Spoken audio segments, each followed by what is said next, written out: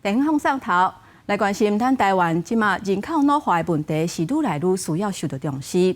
伫家己的头一间失智症长照服务园区，经过4年的条件，27正式落成，面积有甲600平，内底除了有日式的照顾中心，还有咖啡馆，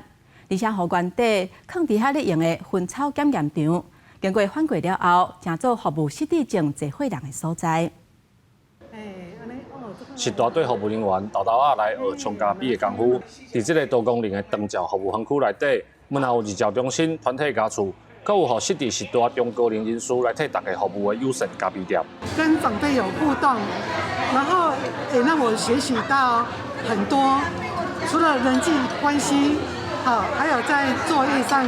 流程的认识。这样子的过程当中，可以延缓老人的一个退化之外，最重要，他回去之后心情的部分、社交技巧的一个部分，还有他对于一些人际互动，还有他的认知，其实都有很大的帮助。原本是趴远在活东的薰草检验场，伫嘉义县政府中部乡公所甲天主教中华圣母基金会合作之下，成立长照服务园区。除了照顾失智适龄的时代，嘛希望透过友善的环境，让社会更加了解失智症。伊容纳只有伫30-40个啦吼，所以讲对着阮地方呢，咱这老人吼加减减吼，有一寡帮忙啦吼，可以有一个好的所在。大家认知的照护场域是你很难去接近的，甚至你要进去都不得其门而入。为什么这个照顾场域我随时想看？ 让我去了解，原来现在照顾可以长成这个样子。事实上，现在的日照都可以服务到中度，甚至重度。那这个部分以目前这样的一个规划空间